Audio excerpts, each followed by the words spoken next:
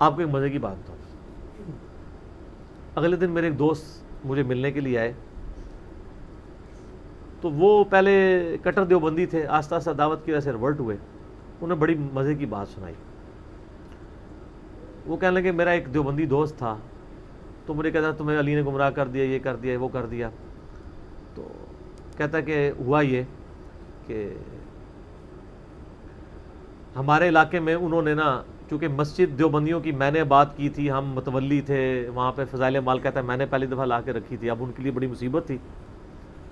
تو کہتے میں اپنے علاقے میں جب واپس گیا تو انہوں نے 1 مہینہ پہلے ہی نا, ایک کراچی میں کوئی دیوبندی مفتی تھا مناظر, اس کو کہا کہ تم 1 مہینہ تیاری کر لو, تمہارا مناظرہ کرانا ہے. وہ مناظرہ ایک اسکول ٹیچر کے ساتھ, وہ بھی سائنس ٹیچر, عربی کا ٹیچر نہیں, سائنس کا ٹیچر. تو لیکن جو ہمارے لیکچرز دیکھتا ہو تو اس کو انجینئرنگ بھی آ جاتی ہے. وہ کہتے نہیں 1 مہینے کے بعد, خیر کہتے ہیں میں نے اپنے پوری مسجد کمیٹی کو, امام مسجد کو, اپنے لوگوں کو بٹھایا, وہ بھی پوری تیاری کر کے آئے. ان کو تو پتہ نہیں تھا آگے ہونے کیا والا ہے. تو کہتے ہیں میں نے ان سے کہا کہ یہ بتائیے کہ ہماری جو اب گفتگو یا مناظرہ یا مجادلہ جو کچھ بھی ہوگا, اس کی بنیاد کس کے اوپر ہونی چاہیے, اہل سنت کے منہج پہ؟ انہوں نے کہا ہاں جی. تو ان کا مولانا صاحب میں تو ہوں جاہل, مجھے تو عربی بھی نہیں آتی, تو آپ تو عالم دین ہیں, تو میں آپ کے سامنے اہل سنت کا منہج بیان کرتا ہوں, اور بریکٹ کے اندر جو میں نے انجینئر صاحب کی ویڈیو سے سیکھا ہے. تو آپ اگر میں غلط بولوں آپ نے کہہ دینا غلط ہے, اگر میں صحیح بولوں تو آپ نے تصدیق کرنی. ان کا ہاں جی بیان کرو. اس کو تو پتہ ہی نہیں تھا کہ وہ وہی بولے گا جو ہے. ان کا جی سب سے پہلے کتاب اللہ سے مسئلہ دیکھیں گے, اس کے بعد سنت سے, سنت سے نہ ملے تو اجماع امت سے, اور اجماع سے نہ ملے تو قیاس کریں گے. اس کی تو باتیں ہی کھل گئی. ٹھیک ہے, اس نے کہا یہ اہل حدیث, اس نے کہا میں اہل حدیث تو نہیں ہوں, میں تو کتاب و سنت کو فالو کرتا ہوں. ان کا یہ اہل حدیث تو اجماع کو نہیں مانتے, حالانکہ یہ بھی پراپوگنڈا ہے. اس میں اہل حدیث کا بھی قصور ہے, انہوں نے بھی وہ اس چیز کے اوپر ایمفسائز نہیں نہ کیا, سوائے شیخ زبیر صاحب کے, انہوں نے آ کے اس منہج کو زندہ کیا. ان کا جی بالکل ہمارا بھی یہی منہج ہے, کتاب اللہ, سنت, اجماع. اب انہوں نے کہا پتہ نہیں کیا کرے گا, یہ بخاری مسلم سے رفع الیدین کی حدیثیں لائیں گے, ہم ترمذی سے ضعیف روایتیں رفع الیدین کے ترک پہ پیش کر دیں گے. نہ, اس نے سوال پتہ کیا کیا, مجھے جنازے سے یاد آیا. انہوں نے کہا کہ یہ بتائیں کہ نماز جنازہ میں آپ سورہ فاتحہ کیوں نہیں پڑھتے؟ آپ پتہ ہے حنفی نہیں پڑھتے, پہلی تکبیر کے بعد ثنا, دوسری کے بعد درود شریف, تیسری کے بعد دعا, چوتھی کے بعد سلام پڑھ دیتے ہیں. تو اس نے کہا کہ نماز جنازہ میں تو ثنا ہے, اس میں تو سورہ فاتحہ نہیں ہے. انہوں نے کہا جی بخاری مسلم میں حدیث ہے کہ جو فاتحہ نہیں پڑھتا اس کی نماز ہی نہیں ہے. تو نماز جنازہ ایک نماز ہے, یہ کیسے ہو سکتا ہے اس میں فاتحہ نہ ہو؟ کہتا نہیں ہے اس میں. ان کا بتائیں کہاں لکھا ہوا ہے کہ نہیں ہے؟ کہتا نہیں آپ بتائیں کہاں لکھا ہوا ہے کہ ہے. اس نے کہا جی ہے, صحیح بخاری کھولی. ٹھیک ہے, وہ کہتا ہے بخاری تو میں 25 سال سے پڑھا رہا ہوں. ان کا سر بخاری میں سے میں بھی آپ کو نکال دیتا ہوں کہ عبداللہ بن عباس رضی اللہ تعالیٰ عنہ نے جنازے کے دوران اونچی آواز سے سورہ فاتحہ پڑھی, اور فرمایا یہ میں نے اس لیے پڑھی ہے تاکہ تمہیں تعلیم دوں کہ نبی علیہ السلام کی یہ سنت ہے, آپ کا یہ طریقہ ہے سورہ فاتحہ پڑھنا. ان کا یہ تو آ گیا صحیح بخاری. پہلے وہ کہتا ہے وہ مانا ہی نہ کہ بخاری میں لکھا ہے. ان کا بخاری لے کے میں آپ کو نکال دیتا ہوں. پھر کہتا ہے اچھا ٹھیک ہے لکھا ہوگا, لیکن مسئلہ یہ ہے کہ ہم اس لیے اس حدیث کو نہیں مانتے کیونکہ ہم امام حنیفہ رحمہ اللہ کے مقلد ہیں, تو اس لیے حنفیوں کے نزدیک جائز نہیں ہے. انہوں نے کہا نا, اہل سنت کا منہج ہے پہلے کتاب اللہ, پھر سنت, پھر اجماع, پھر چوتھے نمبر پہ امام حنیفہ. ہائے ہائے ہائے ہائے ہائے, پھنس گیا. اس کا جواب تو اب کچھ بھی نہیں تھا. اس نے کہا میں نے تو آپ کو سنت پہ, ابھی تو اجماع پہ بھی نہیں ہم آئے, سنت میں نے آپ کو بتائی ہے, اور ابن عباس کہہ رہے ہیں سنت ہے. اب آپ بتائیں کہ کس ترک رفع الیدین پہ پھر بھی ضعیف حدیثیں ہیں, اس پہ تو ان کے پلے کچھ بھی نہیں ہے. آندہ سے رفع الیدین پہ مسئلہ نہ شروع کیا کریں, جنازے میں سورہ فاتحہ مسئلہ شروع کر دیا کریں. کیسے پوائنٹ دی گل ہے. ٹھیک ہے, اس نے کہا جی اب آپ مجھے بتائیں کہ کہاں یہ لکھا ہوا ہے, کتاب اللہ سے بتائیں, سنت سے بتائیں, اور باقی آگے تو جانے کی ضرورت ہی نہیں ہے نا کہ کہاں لکھا ہے کہ فاتحہ نہ پڑھو. تو اس کا جواب تو کوئی نہیں تھا. اس نے کہا جی بات یہ ہے کہ آپ چونکہ جاہل ہیں, کوئی عالم لے کے آئے, میں اس کے ساتھ بات کروں گا. یعنی ان کا لیول یہ ہے کہ جاہلوں کے ساتھ بھی بات نہیں کر سکتے. یہ کیوں کہہ رہا تھا عالم لے کے آئے؟ کیونکہ ان کو پتا ہے کہ عالم جو ہے وہ بڑے جاہل ہوتے ہیں، ان سے بات کرنا زیادہ آسان ہوتا ہے. عام آدمی جو ہے نا وہ چھوٹا جاہل ہوتا ہے. تو ایک بڑے جاہل نے کہا کہ میرے لیول کا کوئی جاہل لے کے آؤ تاکہ میں اسے کہانی کرا سکوں. تجھے تو میں کرا نہیں دیتا، تو چھوٹا جاہل ہے. اصل میں مطلب یہ تھا اس کا، یہی مطلب ہوا نا.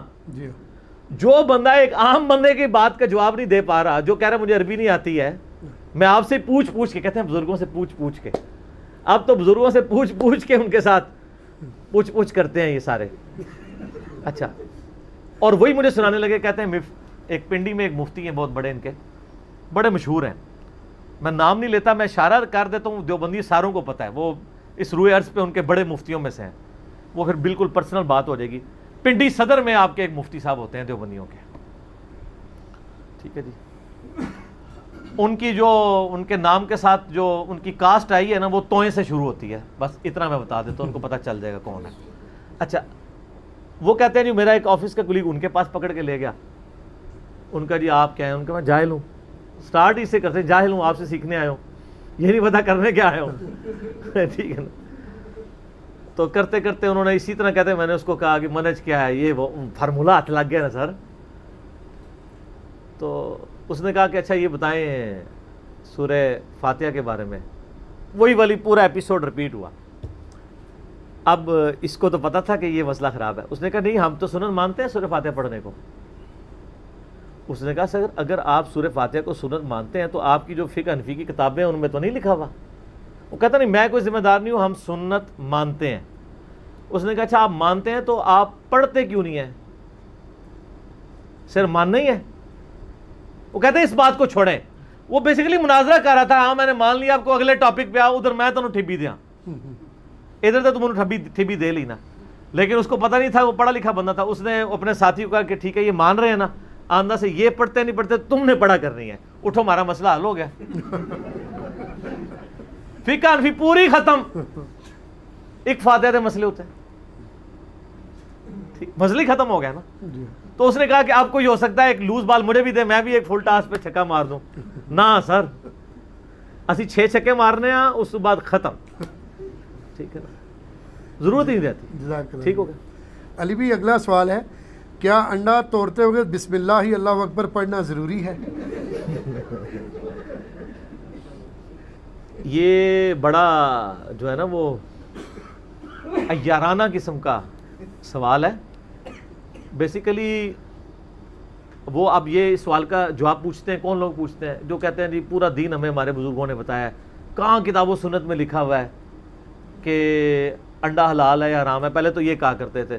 تو میں نے بخاری مسلم سے ثابت کیا کہ نبی علیہ السلام نے فرمایا جو شخص جمعے والے دن پہلی گھڑی میں آتا ہے اسے اونٹ نہر کرنے کا ثواب ملتا ہے، جو اس کے بعد آتا ہے اس کو گائے ذبح کرنے کا ثواب ملتا ہے، جو اس کے بعد آتا ہے اسے بھیڑ یا دمبا یا بکری ذبح کرنے کا ثواب ملتا ہے، جو اس کے بعد آتا ہے اس کو اللہ کی راہ میں مرغی ذبح کرنے کا ثواب ملتا ہے، اور جو اس کے بعد آتا ہے اسے انڈا صدقہ کرنے کا ثواب ملتا ہے. تو صدقہ حلال مال کا ہوتا ہے. لہٰذا بخاری اور مسلم دونوں میں حدیث سے ثابت ہو گیا کہ انڈا حلال ہے. ٹھیک ہے. پھر اس حدیث میں الفاظ ہیں کہ اس کے بعد جب ممبر پہ خطیب بیٹھ جاتا ہے تو فرشتے رجسٹر بند کر دیتے ہیں اور پھر وہ ذکر کو سنتے ہیں. ذکر سے مراد اس عالم کی تقریر کو، بشرطے کہ وہ کہانیاں نہ ہو، کوئی کتاب و سنت ذکر ہو. ٹھیک ہے. تو اس حدیث سے ثابت ہوا کہ انڈا حلال ہے. اس حدیث میں انڈا صدقہ کرنے کا ثواب ہے، انڈا ذبح کرنے کا نہیں. اور ذبح یاد رکھیں اس چیز کو کیا جاتا ہے جس میں سے خون نکلتا ہو، کیونکہ ذبح کا مقصد یہ ہے کہ بلڈ کو آپ نے نکالنا ہے تاکہ جراثیم ختم ہو. ذبیحہ ہم اسی لیے کرتے ہیں نا، تاکہ خون نکل جائے. جھٹکے کا گوشت مسلمان اس لیے نہیں کھاتے کہ اس میں وہ معاملہ نہیں ہوتا. تو تکبیر پڑھ کے ذبح اس چیز کو کیا جاتا ہے جس میں سے خون نکلتا ہے. مچھلی کو تو کوئی ذبح نہیں کرتا، بس وہ نکال لیں، وہ مردہ بھی ہو تو وہ پاک ہے، حلال ہے، آپ کھائیں. سمندر کا مردار حلال ہے. تو انڈے میں سے اگر خون نکلتا ہے تو اس کا ذبیحہ ہوگا نا. تو انڈے پہ بسم اللہ اللہ اکبر نہیں پڑھنا ہوگا. یہ صحیح مسلم میں حدیث ہے کہ نبی علیہ السلام جب بھی کوئی جانور ذبح کرتے تھے تو تکبیر پڑھتے تھے. تو انڈے کو ذبح نہیں کیا جاتا، انڈے کو توڑا جاتا ہے. اس لیے وہاں الفاظ ہیں انڈا صدقہ کرنے کا ثواب. اگر وہاں لکھا ہوتا انڈا ذبح کرنے کا تو تکبیر بھی ہم پڑھ دیتے. لہٰذا انڈا توڑنے کی کوئی تکبیر نہیں ہے. ہاں جنرل ہر ایک چیز کے لیے دعا تو بسم اللہ ہے. چاہے آپ چاکلیٹ کا ریپر پھاڑیں تو بسم اللہ پڑھیں, چاہے آپ کوئی بسکٹ کا ریپر پھاڑیں تو بسم اللہ پڑھیں, چاہے آپ چپسوں کا کوئی لفافہ پھاڑیں تو بسم اللہ پڑھیں. جی ٹھیک ہے, تو وہ تو آپ جنرل پڑھ سکتے ہیں. باقی تکبیر اس کے اوپر نہیں ہے. تکبیر صرف ذبح کرنے والی چیزوں پہ, ہرن کو ذبح کریں, نیل گائے کو ذبح کریں, جنگلی گدھے کو ذبح کریں. ٹھیک ہے, پالتو گدھا تو حرام ہے. جنگلی گدھا یعنی یہ زیبرا, یہ بھی مویشی میں یہ حلال ہے. یہ آپ کو جو گدھے کھلا رہے ہیں وہ تو حرام ہے. بخاری مسلم میں حدیث ہے, غزوہ خیبر کے موقع پر نبی علیہ السلام نے جو ہے وہ پالتو گدھوں کے گوشت کو حرام فرما دیا اور گھوڑوں کے گوشت کھانے کی اجازت دے دی. اس پہ میرا ایک ڈیٹیل کلپ بھی ہے. بھینس, گھوڑا, گدھا, انڈا, وہ کہتے ہیں بھینس کو ہم نے حلال کیا ہے. سر بھینس آپ سے پہلے تھی, اس وقت بھی حلال تھی. یہ اسی طریقے کی آپ نے حلال کیا ہے کہ جس طرح آپ کہتے ہیں کہ ویسے کرنے کے لیے کیلا نازل ہوا ہے. سر کیلے کا ذکر ویسے کرنے سے پہلے موجود ہے قرآن کے اندر, سورۃ الواقعہ کے اندر, اور جنت میں ہے. تو جنت تو ویسے کرنے کی پیدائش سے پہلے کی بنی ہوئی ہے نا, تو اس میں کیلے موجود تھے. ویسے کرنے کے لیے نہیں کیلے نازل ہوئے ہیں. ٹھیک ہو گیا, سب جھوٹ ہے. ٹھیک ہو گیا.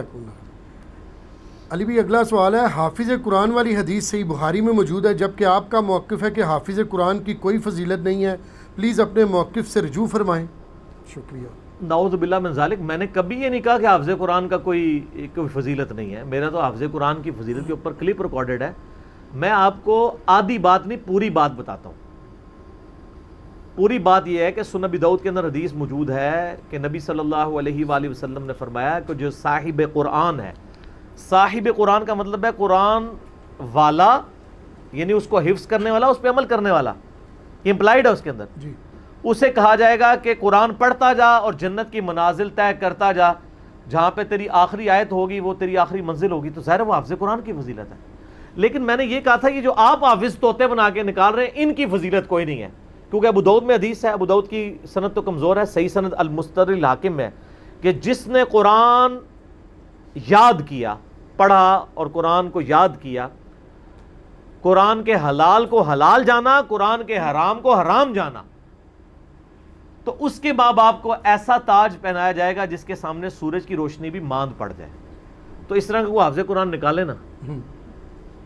حافظوں کی تو شیطانیاں ایسی ہیں کہ عوام الناس ان سے پناہ مانگتی ہے, اللہ ماشاء اللہ. یہ آپ کے جتنے حافظ قرآن تراویحیں پڑھا رہے ہیں ان کو ترجمہ آتا ہے؟ میں نے کتنے پکے حافظ دیکھے ہیں, وہ آیات الٹ پڑھ رہے ہوتے ہیں. ذرا سی بھی ان کو عربی آتی ہو نا تو ان کو پتہ چل جائے وہ یعنی وہ دوزخ کی آیات مومنین پہ لگا رہے ہوتے ہیں, وہ الفاظ کے فرق کی وجہ سے. مومنین والی جو ہے دوزخ کے اوپر, وہ تو ان کو خود ہی پتہ چل جائے میں یہ کیا پڑھ رہا ہوں. اہل ایمان کا ذکر ہو رہا ہے تو ان کو اب دوزخ کی تو بشارت نہیں سنائی جائے گی نا. جی ٹھیک ہے, تو ترجمہ ان کو کوئی نہیں آتا. باقی یہ ٹھیک ہے, بخاری کے اندر حدیث موجود ہے کہ نبی علیہ السلام نے فرمایا کہ جو حافظ قرآن ہے, ایک روایت میں حافظ کے الفاظ ہیں, مسلم میں ماہر قرآن ہے, جو قرآن کو جاننے والا ہے. تو ظاہر اس میں امپلائڈ ہے کہ قرآن کی تعلیمات کو جاننے والا ہے, صرف خالی طوطے والا نہیں. عربیوں میں تو ایشو نہیں تھا, ان کو عربی آتی تھی. جی قرآن میں بھی ہے نا کہ نمازوں کی حفاظت کرو, خصوصاً درمیانی نماز کی, جو مسلم شریف میں آتا ہے کہ عصر کی نماز ہے. تو حفاظت کا مطلب کیا ہے کہ وہ نماز عصر کو حفظ کر لو, یعنی اس پہ استقامت اختیار کرو, پڑھو اس کو. قرآن کا بھی ہے کہ اس کی تعلیمات کے اوپر عمل کرو. قرآن وہ مظلوم کتاب ہے جو دنیا میں سب سے زیادہ پڑھی تو جاتی ہے لیکن بغیر سمجھ کے پڑھی جاتی ہے. تو صاحب قرآن یا حافظ قرآن سے مراد جو قرآن کی تعلیمات ساری حدیثوں کو جوڑ کے رزلٹ نکالنا ہوتا ہے. تو جو حافظ قرآن ہے وہ معزز فرشتوں کے ساتھ ہے, اور جو قرآن اٹک اٹک کر پڑھتا ہے, اس کی زبان میں لکنت ہے, تو اللہ تعالیٰ اسے دوہرا ثواب دیتا ہے. پھر تو جو اٹک کے پڑھنے والا ہے اس کی تو حافظ قرآن سے بھی زیادہ فضیلت ہو جائے گی, اس کو ڈبل ثواب ہے. حافظ قرآن سے مراد جو قرآن کا عامل بھی ہو, صاحب قرآن ہو, صرف رٹا مارنے والا نہ ہو. اور اس سے بعد میں اب تھوڑی جینی بھی کر دیتا ہوں کہ وہ آپ کے فرقے کا بھی ہو. جی سارے بریلویوں کے جو حافظ ہیں چاہے وہ ترجمہ بھی سیکھ لیں, دیوبندی ان کو جنتی مان لیں گے نہیں, اور دیوبندیوں کو یہ, سنی کو یہ, شیعہ کو وہ, اہل حدیث ان کو نہیں. اب میری وجہ سے نا شرمندہ ہو کے کہتے ہیں نہیں نہیں ایسی کوئی بات نہیں, ہمارے سارے بھائی ہیں نا, اس طرح نہیں. آپ لکھوا کے دیں, کوئی بریلوی ہے تو لکھوائے کہ ہمارے علاوہ جتنے فرقے ہیں ہمارے بھائی ہیں, اگرچہ گمراہ ہیں لیکن ایک نہ ایک دن جنت میں چلے جائیں گے، کیونکہ کلمہ تو پڑھا ہوا ہے، مسلمان تو ہیں. یہ آپ کو کوئی اسٹامپ پیپر پہ لکھ کے دے گا؟ نہیں لکھے. قطعاً نہیں، کوئی لکھنے کے لیے تیار نہیں ہوگا.